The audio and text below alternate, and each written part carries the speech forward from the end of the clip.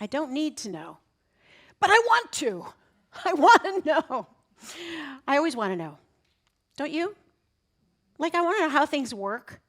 I want to know why the sky is blue. I want to know, okay, how many of you saw my little video blog, the little video that I did pre-service? Okay, good. Someone's watching it. I love that. Okay, so I asked some very important questions in there. I wanted to know, why does the chicken cross the road? Why does the chicken cross the road? So think back to last week's talk by Dr. James, and you'll get a clue. Okay, I figured out that the chicken crosses the road to get a new perspective. That's what he was talking about. How many of you didn't watch last week? Okay, he was talking about that last week. To get a new perspective. Okay, and then, is there really somebody there when you ask the question, knock, knock? That was my other question. Has anyone else ever wondered, is there really anyone there? So the answer is, if we believe there's someone there, there's someone there. That's my simple answer. These are the things that keep me up at night, okay? I'm wondering all of these questions. I must know the answer. We talked a little bit with the Reverend Suzanne about mystery and wonder, right? I think that's one of the first things that just goes out the window when we start believing stuff that we're told as kids. You're not smart enough, you're not good enough, you're a girl, you can't do it. None of the women here can probably relate to that, right? Yeah, it's interesting, the stuff we believe. And we learn here that everything is all about what we believe, right? You knew that, right? Jay, if this is your first time to any sort of science of mind related thing, that's something that we believe. So, mystery and wonder take us into a place of bigger picture possibility. So my talk today is called Remember the Mystery. And I'm not really talking about a good Agatha Christie, like whodunit, or that game, like Mr. Mustard in the library with a candlestick. You guys remember that? Clue, right? Clue. Yeah, I grew up playing that, or my kids have played it. And that's not the mystery I'm talking about, okay? But those are good mysteries, but that's not what I'm really talking about. I love to study religions, obviously. That's why I'm here. I love doing that. And I had the occasion to go to a Catholic funeral. Unfortunately, my son's fiance's grandfather had passed, and they had to wait about a month to have his funeral. And they're Catholic people, so we got to go to the Rosary the night before. And I wanted to share with you these Rosary Beads that I got in Ireland. So these are Rosary Beads, if you've never seen them before. They're designed to help you remember, as a Catholic or anyone else who wants to, the prayers that you're supposed to pray as you count each little bead, right? It's more complicated than that, but apparently the Virgin Mary appeared to St. Dominic in about the 1200s and handed him rosary beads and said, here, pray these prayers and do this and everybody will remember. Because language wasn't really written down, right? It was told. So have you ever tried to remember a grocery list in your head? Like, okay, it's lettuce, and then it's garbanzo beans, and then maybe if I alphabetize them, what comes first? Beans. Okay, beans. Cheese is next, whatever. So if I did it on beads, I would probably remember my grocery list a little better. But these came from a holy shrine in Ireland called Knock, the Shrine of Knock. And if you ever get to check it out, it's pretty amazing, an amazing place to go. So that's to help us remember those prayers. We also have my mala beads here. Have you guys seen mala beads before? I like to wear them sometimes as a necklace or wrap them around my wrist, right? They're beautiful. They are Buddhist, Hindu, maybe 3,000 years ago. They started using these beads. And mala actually means meditation garland. So in the same way with rosary beads, you're counting your prayers, one bead at a time, helping you to remember. So we're talking about remembering. Anything that helps me remember, I will do. Like, I am one of those people. I make a song around it. I wrote a song about the 5 steps of prayer treatment called And So It Is, because I couldn't remember. I was like, what is the first step? What is the second step? If I can sing it, I can remember it. So that kind of goes along with, I think, the mala beads and the rosary beads to me. Both are designed to help us remember our prayers. So the world is full of mysteries. What does the word mystery mean? Can you tell them into like words? Okay, I hope it's not boring to anybody, but I like to get behind to the actual meaning of the word we're using, because words have power. So the word mystery literally means, here it is, beyond understanding or only understood by revelation. That's a mystery. And I think that the thing I really want us to remember today is that we don't know everything. We have access to the one mind that knows everything. Yes. But there are mysteries in this universe that we don't really understand. Neil Armstrong, a distant relative of mine, by the way, on my mom's side. I know, how weird is that? Neil Armstrong said, mystery creates wonder. We talked about wonder earlier. And wonder is the basis of man's desire to understand. So yes, we need to wonder. We need to ask questions. We teach that we ask questions here. You don't just do your prayer, close your mind, check it at the door. We ask questions here. We need to wonder, what is the meaning? But do we need to unravel every mystery? How do you describe God? I mean, I don't think there's a big enough description in any book, right? So there are mysteries. You guys know what these are? Crop circles. Some are phony, obviously, reproduced crop circles, but some crop circles, they say, this is near Stonehenge, appear overnight and they don't know why. And they don't know where they've come from, and they can't find no trace of anybody doing it. And so it is a bit of a mystery. There are millions, I think, of pictures of different crop circles. You may have seen them. This is the one near Stonehenge, the first kind of wave of crop circles that came up. We also have the Mayan civilization. Do you see the ancient figurine there of that little Mayan guy, the carving? Doesn't he look like the astronaut? Neil Armstrong on the right. Doesn't he look like an astronaut? That's a mystery. This is that whole Ancient Aliens show. You can admit to watching it if you've watched it. There's no judgment here. My sister is actually a ufologist. Like she's I don't even know what you even call it. I don't even know what to call it. So there are mysteries like this that are dug up around the world all the time, right? I don't have the answer to that, but I don't need to have that answer. I allow for the possibility because I have wonder and excitement and interest. And I know that this universe is way wilder than I can even imagine, right? So, speaking of life on other galaxies, E.T. phone home. That was pretty good. I never did an E.T. impersonation before. Put that in my repertoire. Is there life on other planets, other galaxies, anywhere else but right here? You know, that's a debatable question, and everybody has their opinion. I'm just throwing it out there because I can. Okay, so a couple more mysteries. Mark Twain said, when we remember we are all mad, the mysteries disappear and life stands explained. Gotta love Mark Twain. But of course, I went and looked up the word mad, because this is what I do, because I'm mad. Okay. The definition of mad can be crazy, right? Out of your mind, crazy. It can be angry. I'm so mad, angry. Or it can also be like when you say, I'm mad about my husband. I'm mad about chocolate. You know, I'm mad about finding the meaning behind words. You know, you can be crazy about it, like to a point where it's really about passion and excitement.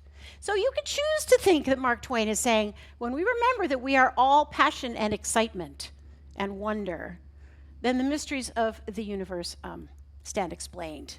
But then there are these people. All right, who knows what this show was? I would come home from school and watch this show with these people with these costumes. These people are the first definition of mad, I think. But what I loved about this show called Let's Make a Deal, starring Monty Hall, there was a mystery. What's behind door number 1? What's behind door number 2? And you had to pick one. You had to, as a contestant, you had to pick the door. I'll go with door number 1, Monty. And they dress up all ridiculous and And sometimes it's a donkey. I don't know why they were giving away donkeys. I think it's very strange. But everyone is not hoping for the donkey. Everyone was hoping for the big money, right? Everybody wants the big money. So the mystery of what's behind the doors kept people watching. It kept people watching. And it got me thinking, what's behind the doors of our lives? What's behind our employment door? What's behind our relationship door? What's behind the health door? What's behind there? And what are we expecting? So, we can't do a talk without Ernest Holmes, the founder of the Science of Mind and Spirit. Never limit your view of life by any past experience. So how many of us have gotten the donkey when we opened the door of door number 1 and we wanted the pile of money, or we got I don't know what we got. We got something crazy, something we didn't want. How many of us have opened the door and gotten a diagnosis that we didn't want? Or opened the door of employment and, it's not fulfilling me. I don't love this job, or in relationship. Why have I picked another person who's, what are we expecting? What are we expecting? Ernest Holmes is correct when he says, don't limit our view based on past experience. Principle is not based on precedence or bound by precedence, meaning this. So let's talk about prayer. We got the beads here. We got a bunch of different prayers we can remember and recite. Let's talk about our style of prayer that we teach here, affirmative prayer. I took a fabulous Power of Prayer class online with Dr. Beckwith of Agape. And it was very in-depth about why prayer works or why we feel it doesn't work. How many of us have had a prayer ever not answered? Okay, the honesty is coming out now. It's okay to admit it. Yes. And is it a mystery? Sort of. But we know that if we go into prayer another time, another prayer, knowing that we've had our prayer not answered, knowing that, maybe this isn't even going to work. Maybe I'm just doing this and I'm doing it wrong, or this is not going to happen. This is not going to work, right? Have you ever been in that position? You have that little doubt, that sort of, okay, I'll try treatment because it's supposed to work. But, it didn't work last time. I'm still treating for that same thing. Have you ever been treating over and over again, praying for the same thing? Because it's just not working for you? Okay. So every time we go into treatment, when we have that doubt about the mystery of why did it not work, this quote from Michael Beckwith, Dr. Beckwith, worry has no transformational value. There's no transformational energy in worry or wondering why, okay, I'm worried about this prayer because it doesn't ever work, and okay, I'll try it anyway. Okay, let me just go through the steps. Where are my beads? Okay, let me go through the steps. The truth about affirmative prayer, and we did a circle up this morning before y'all got here. The truth about affirmative prayer is that it is energy. It is pure energy that actually transforms us to a higher level of energy when we are done praying that prayer. If you measured our brains when we're thinking about having a popsicle or a chocolate, because I'm mad about chocolate, think about having chocolate, or if we're really eating chocolate, our brains don't know the difference. In our brain, it's really happening. So if we're believing that it's really happening, that is changing our brain totally. Neuroplasticity means that new pathways are being formed when we pray, when we use affirmative prayer. This is the real deal, guys. We're changing our brains. We're changing our energy. We're changing our vibration. That's what we're doing. So something always changes. Is it the mystery or is it what you're specifically asking for? I don't need to know whether I'm supposed to have that new car or whether I'm not supposed to have the new car, or the reason I didn't get the car is because blah, blah, blah, blah, blah. What I need to know is that when I pray and I release my word as law into that energy field that we call the divine or God, it's done. It's already changed my brain. The energy's already done. It's already out there. It's done in the mind of God. There is no difference between thinking maybe it is and knowing that it is, if you can know that the energy has moved. The energy has transmuted. So, we release our word with thanksgiving.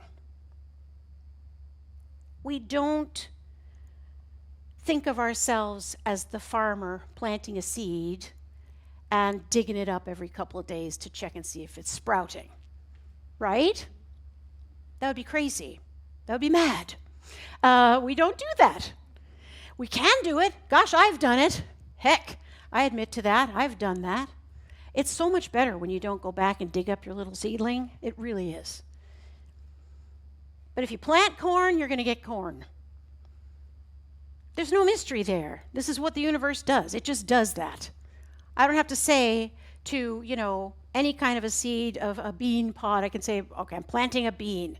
I don't have to say to it, now remember you're a bean, and you have to come out like a bean. And then check on it every couple of days. Are you a bean? Are you a bean yet? How many of us have experienced that, right? Virtually or in reality? Yeah, we don't have to check on it. This is our neighborhood. This is our neighborhood. Look where we are, a little dot. The mystery of this is beyond my comprehension. The mystery of what's happening and the space between the stars. Now there's dark matter, there's black holes, there's gravity.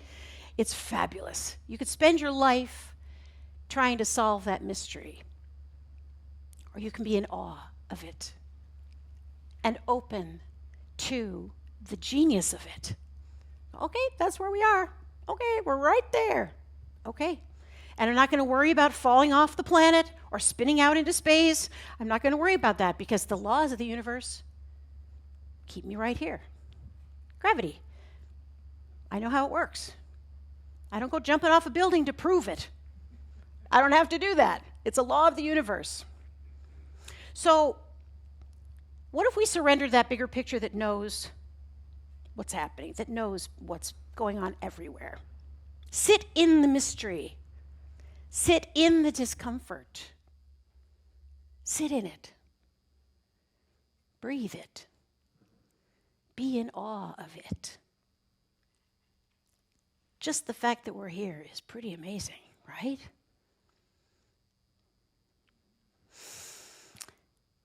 So, winding it up here, there's Ernest Holmes. This is the great mystery, the limitless wonder of the universe.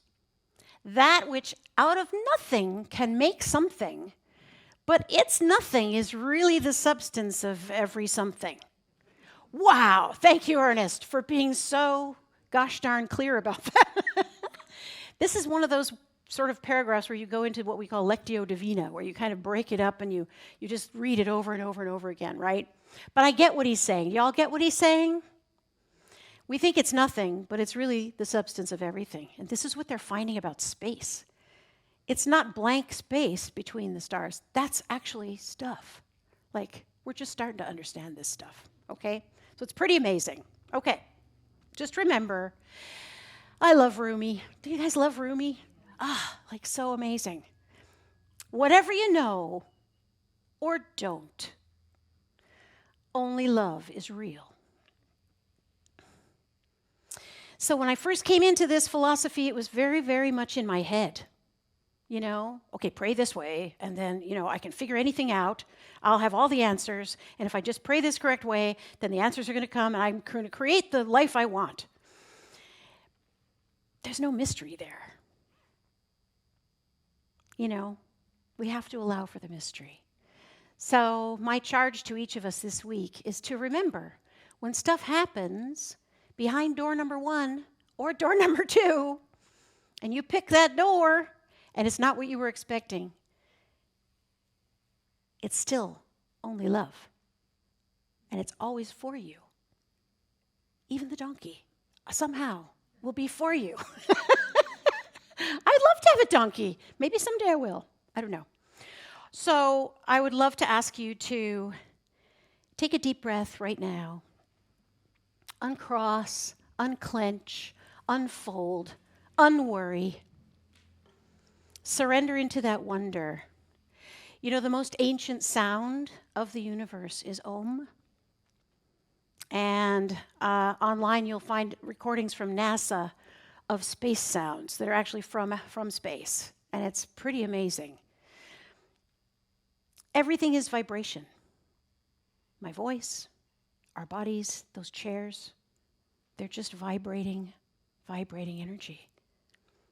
We're going to do a little work with the gong here today, this morning, just to wind up with a couple of minutes of a gong healing treatment. This is pure vibration. This is a healing practice that's done all over the place, and they use it as a healing tool to kind of realign your atoms and your chakras and everything else, which are your energy centers. This morning, we're going to let this feeling of vibration wash over us, wash through us. And it can be intense, especially in the front row. No, it's good, but it can be a little intense. So, are you ready? All right, let's do a couple of ohms together. This is not singing. There's no note you have to find. Just take a deep breath.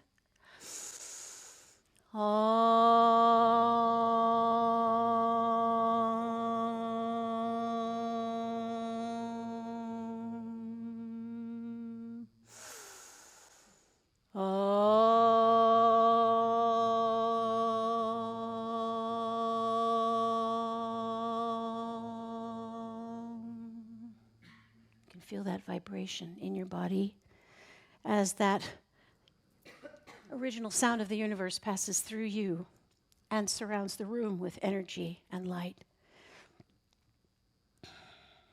Taking a deep breath. And exhale.